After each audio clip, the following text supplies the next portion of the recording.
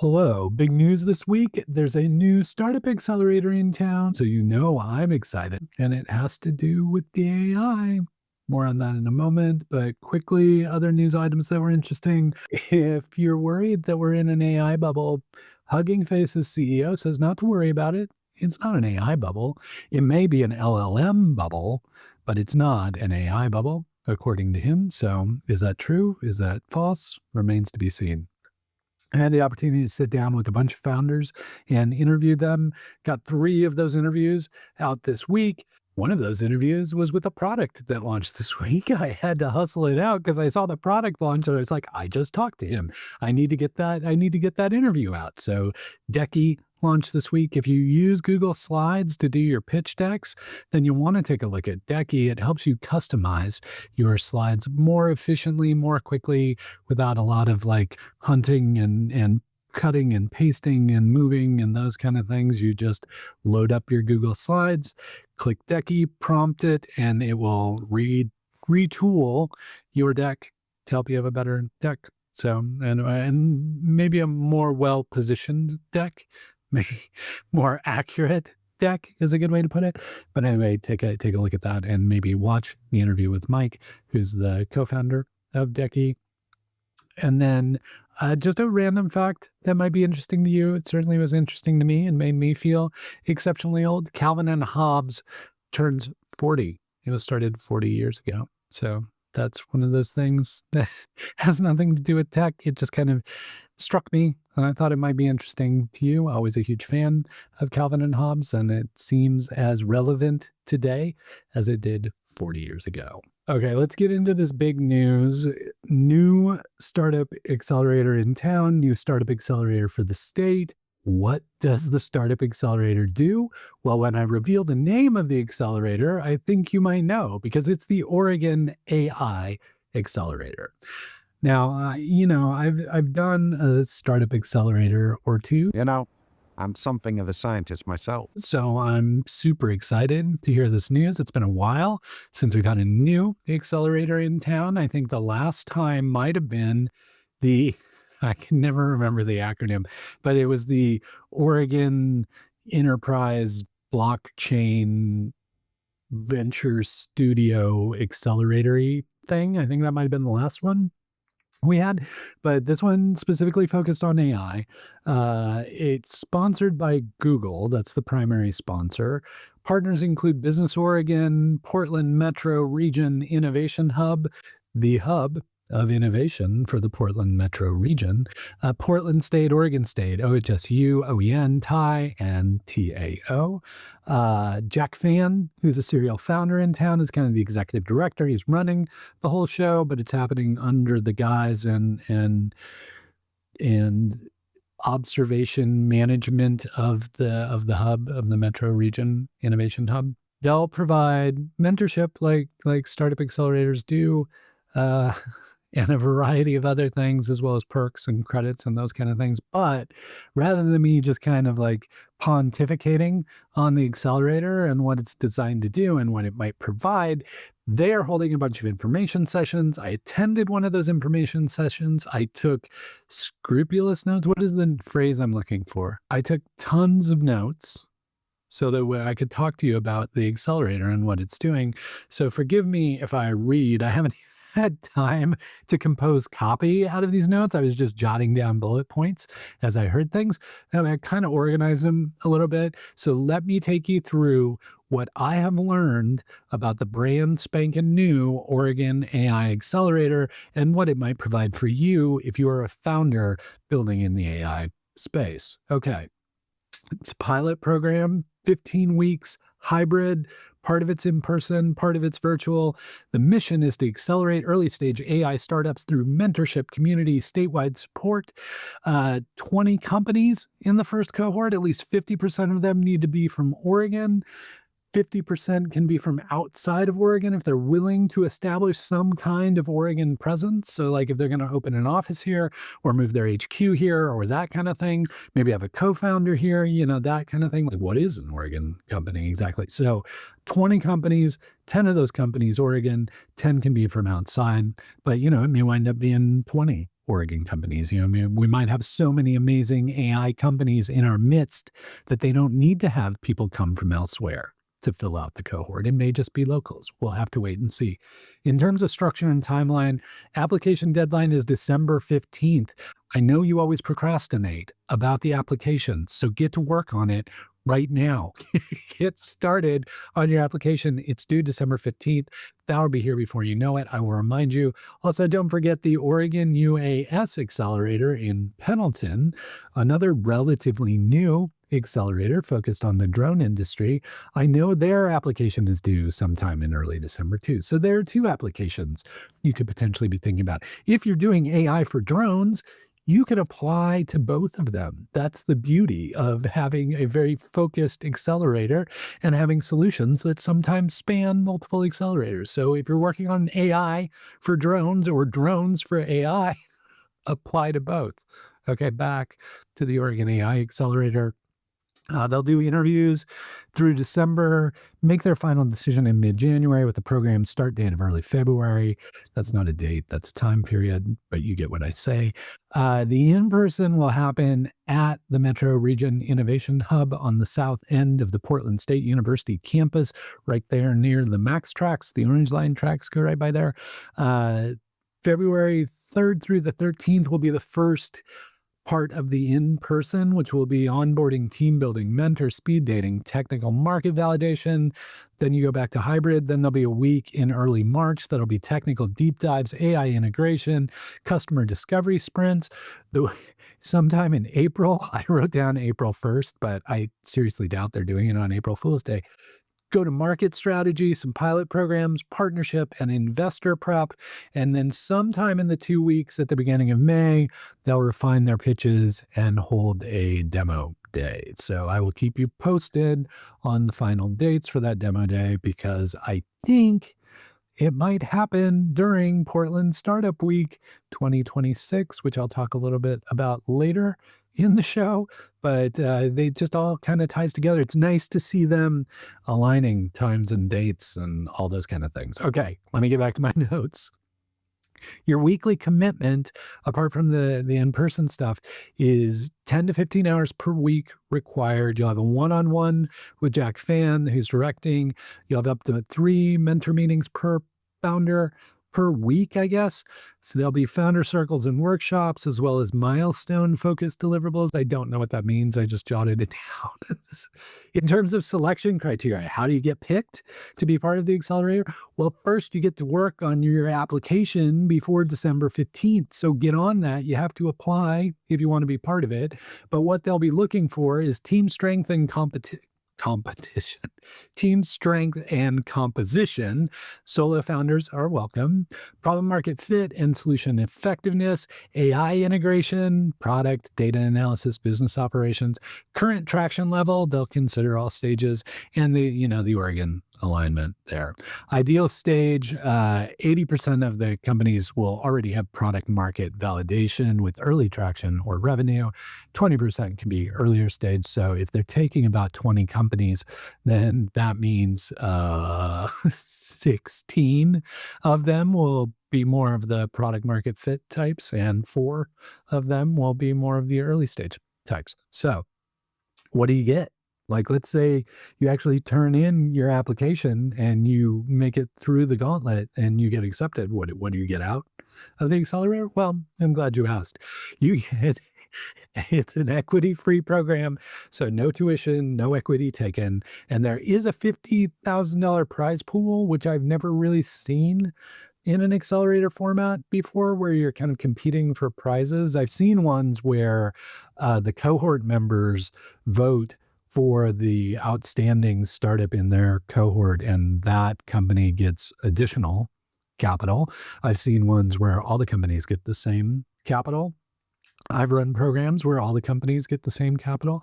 This one, it sounds like the prize pool will be divided between a $25,000 first prize, $15,000 second prize, and $10,000 third prize. I believe that's a grant, no dilution there, but I don't want to screw anything up. But if it's equity free and those are grants, then there shouldn't be any dilutive funding there.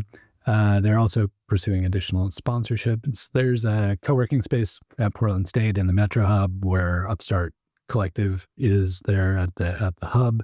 They're typical perks, like you'll get the Notions and the cloud credits and the HubSpots and all those kind of things that you generally get with every accelerator program that gives away perks to early stage startups. And then they're very interested in developing communities. So they're already planning kind of alumni gatherings and gatherings with past founders and new founders and those kind of things. So keep an eye on, and obviously workshops and that kind of thing. The program philosophy and focus, if you're wondering about their philosophical motivations for this, they want to get people investor ready. Doesn't require you pursuing investment. They just want to build on that strength in the companies. It's going to be a hands-on, interactive approach over lectures, a lot of community building and leveraging peer relationships. When they say AI, they mean AI defined broadly. Could be Gen AI, could be agentic, could be machine learning, robotics applications, all those kind of things. And they're really focusing on execution and go to market over pure like invention technology development. The demo day will, in fact, happen during Portland Startup Week. As I mentioned, investors and partners will be encouraged to attend, as will in the future alumni from the program. And the long-term vision for it is a pipeline of ideas to exits with future investment programs planned. So again, this is a pilot. Pilot? What's a pilot? This is the first time they're doing it. They're testing it. So they're going to figure out some things and what works and what doesn't. And whether they're going to do more remains to be seen, but they're definitely doing this one. So again, your application is due December 15th. Please get that in. I will provide a link below so that you can do that, get started on that. It's not hard. Just get it out of the way. It's going to be a quiet week next week. Take some of that quiet time, fill out your application, get it in. About 20 companies are being accepted. I would assume, just based on what we used to see at Pi, and given that they're doing this broadly, anyone can apply to this. So this is a global outreach. And when we used to do that kind of stuff at Pi, do the global outreach, we got applications from every single continent, and we usually got about 400 to 500 applications. So I would expect that this, given how hot AI is, given how many people are building in the space, that they're easily going to see that many applications for this. So get your damn application in early so you have the best chance of being selected. Speaking of AI and bad transitions, the big news in hardware for AI this week was, say it along with me, chiplet. It's just fun to say chiplet. I feel like I'm channeling Trump there. So chiplet, why am I saying chiplet so much? A company called PowerLattice out of Camas, Vancouver area, so across the Columbia to the north, is building a new, it's not a chip, it's a chiplet, but it's really designed to be less power intensive for AI processing. So if you don't know, yes, AI is extremely popular, but the problem is AI takes a ton of computing resources. Those are hard to come by. And then those computing resources take tons of electricity and power to do the work that they do. So the bottlenecks are not only availability of compute resources, the bottlenecks are also becoming the energy power needed to power that compute to get the AI to work. So multifaceted problem, tons of bottlenecks. So what PowerLattice is working on is a new kind of architecture on a chiplet. It's a chiplet that they're working on, and they are trying to re-architect the chip technology so it's far more efficient with power, so it takes less power to do the kind of computational work it needs to be doing. Enough of my stupid description of what they're doing. Let me read specifically what they describe as this new chiplet architecture. This chiplet architecture is inherently scalable and highly configurable, enabling seamless adaptation to any SoC power topology. Multiple chiplets can be deployed in parallel to construct the complete power delivery solution for a given SOC. Customers can implement power domains of varying shapes and sizes, optimized to the spatial and electrical requirements of the target system. Of course, why wouldn't they be doing that? Sounds amazing. They raised $25 million. They announced that this week. They'd kind of been working in stealth. I think Mike Rogaway over at the Oregonian uncovered them a while ago, but this was kind of their coming out of stealth announcement with $25 million. And Pat Gelsinger, who used to be the Intel CEO, is one of their investors. And it's among those, there's like a Head Computing that's doing that. There was another company that I'm spacing their name right now, but this is probably the third or fourth major funding round we've seen for hardware in the region recently. So when you combine that with things like Agility Robotics down near Corvallis, like we're definitely seeing some energy around hardware again in the community. And, that's part of our history with the Tektronix and the Mentor graphics and of course, Intel presence here, like technology and hardware and those kind of things are definitely part of our DNA here. So it's interesting to see that kind of coming back in a whole new way and maybe a hardware renaissance that AI is driving. And I didn't exactly expect that, but I'm happy to see it. Down south, new startup from Ben's Mike Ulin. If Michael Ulin sounds like a familiar name to you, it's because he was the founding CTO of Paxton AI. Paxton AI, of course, AI in the legal space, award-winning technology in the legal space. And Mike recently left Paxton to, kind of look for the next thing he wanted to do. And apparently he has found it. So he is now the founder of a company called Tenki.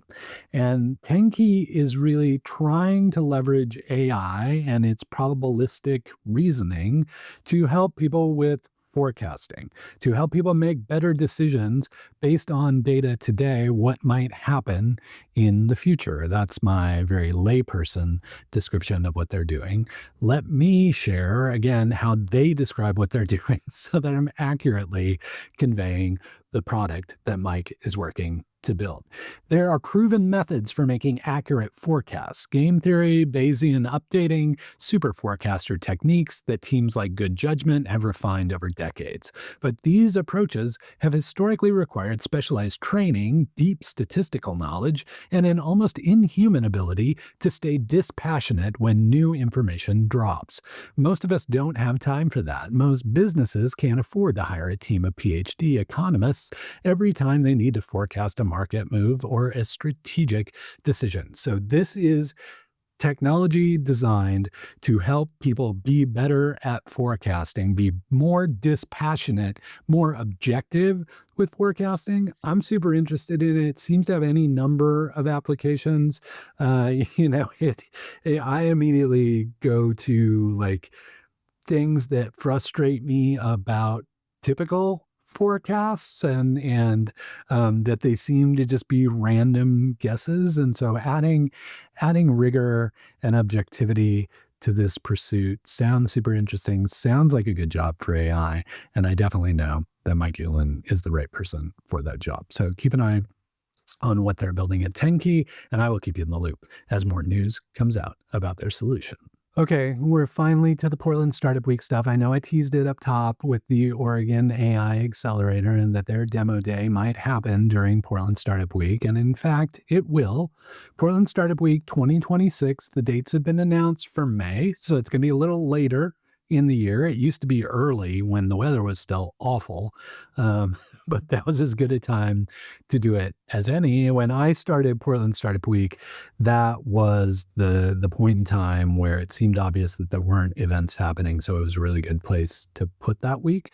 But now that I have handed that off to Josh Carter and he's taken over, he's looking at other opportunities to collaborate with other events like the Oregon AI Accelerator Demo Day and some other major events. that may be happening around that same proximity. But the underlying ethos of Portland Startup Week, the underpinning, if you will, of Portland Startup Week has always been highlighting events that others in the community are organizing and programming. So it's really kind of a grassroots celebration of what may happen quite regularly in the community, but doesn't quite get the attention or love that it deserves. So with that in mind, if you are interested in programming events for Portland Startup Week, if you have an event you've wanted to do and you're looking for an opportunity to do it, or if you have an event that you organize regularly and you're like, I wish more people knew about this awesome event and the awesome people who show up to this event, then you should apply to host an event during Portland Startup Week because applications are now open. So in addition to mentioning the dates, Josh has opened up kind of the call for events. So all you have to do, go to the Portland Startup Week site, submit an event, even if it's still high level. Just kind of pick when you think you will host it and what it might kind of be.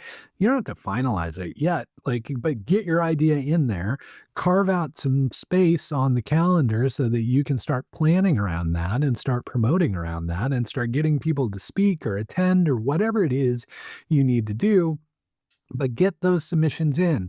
Much like the Oregon AI Accelerator, do not dilly-dally on submitting an application.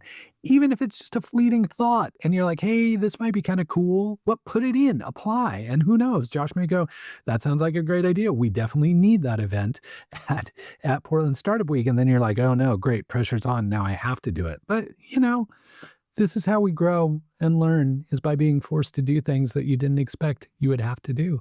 I didn't expect I would have to read my blog to you every week on YouTube or podcasty things, but here I am. Here we are. And, so submit an event. Who knows what might happen? I might even attend. I don't know. If it's you may dazzle me with your event concept and I may feel obligated to attend. So, there's another potential positive, negative of submitting your application. Get your application in Portland Startup Week, not the first week in May, but maybe the second-ish week in May, somewhere around there, or early to mid-May. I can't remember the exact date. Give me a break. They just announced it. I will let you know thousands of times between now and when it actually happens. But for now, think about your event. Get it submitted. Cool? Cool. All right. That's a wrap. Okay, now is the time when, everybody else has left. It's just you and me. So I generally save this time to reveal a few secrets and just things I'm doing and stuff I'm working on. And this week just seemed like a huge news week, like with the accelerator, with Portland Startup Week, with new startups. I mean, there was Decky and Tenki, and I'm sensing a trend there. That kind of activity, it just felt like there was a lot going on. And, with the holiday season kind of kicking off next week, it really just seemed like a bunch of folks were like, oh, we got to get this news out before holiday season starts. So that was interesting. And speaking of, I need to work on my startup Sienna bit. So I will do a kind of gift ideas, gift list for startup founder types. I did that once before and people hated it. So I think I'll do it again just because they hated it.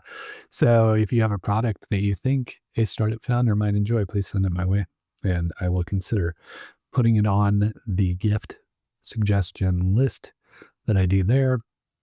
What else happened this week? I held an AMA.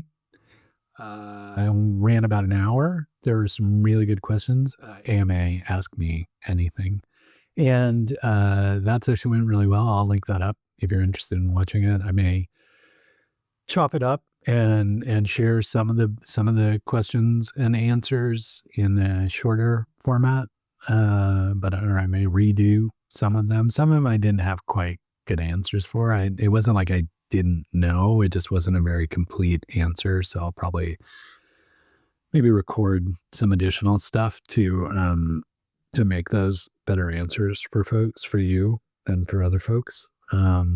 What else is going on? I caught up with Adam Duvander. I hadn't seen Adam Duvander in a while. And, the Demolicious Champion of Champions is coming up. And Adam was the person who started Demolicious and then handed it off to Josh Carter, much in the same way I did with Portland Startup Week.